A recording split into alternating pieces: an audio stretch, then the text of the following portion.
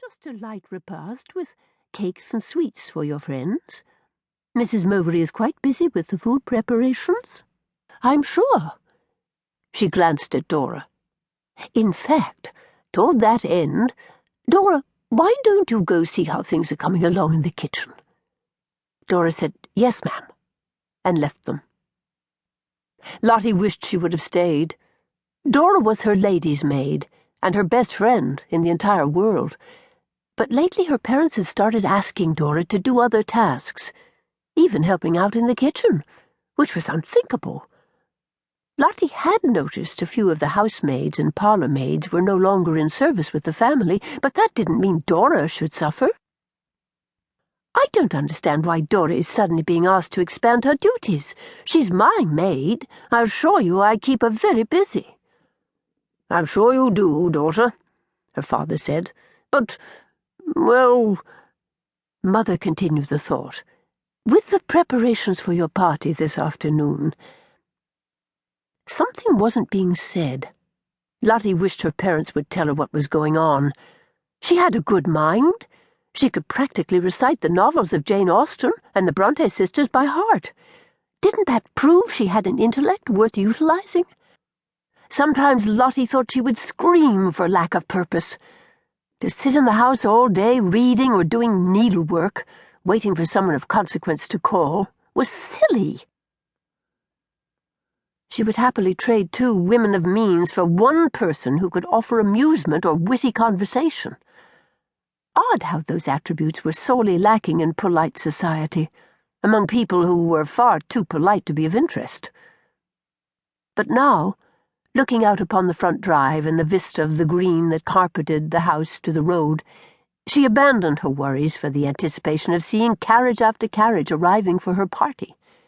Guests laden with presents for her. Perhaps purpose was overrated. In all her 19 years, she'd found it quite acceptable, pleasant, really, to let the world beyond their country home dip and spin without her.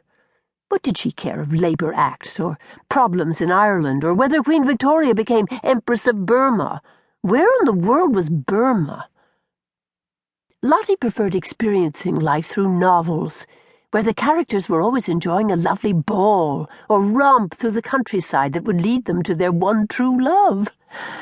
Her copies of Pride and Prejudice, Sense and Sensibility, and Little Women were threadbare.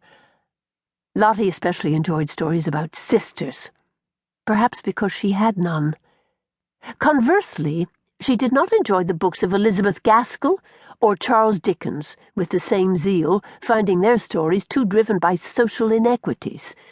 She didn't want to read about the world's problems. She wanted romance, diversion, passion, and a happy ending, in her books and in real life.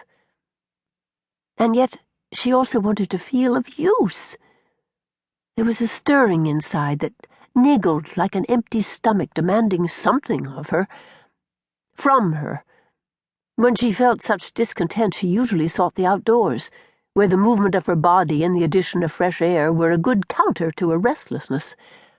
Until she could pinpoint the answer to this inner unrest, she planned on marrying well and setting up her own home in a nearby estate. Surely true love would be the key to unlocking her purpose. But marrying an American, as her parents suggested, there could be no key in that. Even if he was rich, he would never understand her inner need, and she'd be held in bondage, far from family and friends and the dreams she had of becoming something, someone. Her mother interrupted her thoughts. "Conrad Tremaine seems to be a very nice young man." In this context, nice was a lethal word, one that was used when better words like dashing, handsome, and debonair did not apply.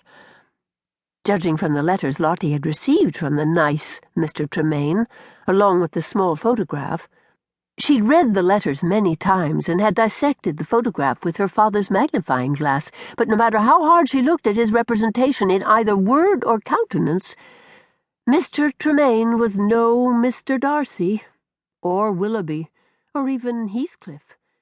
He came off sounding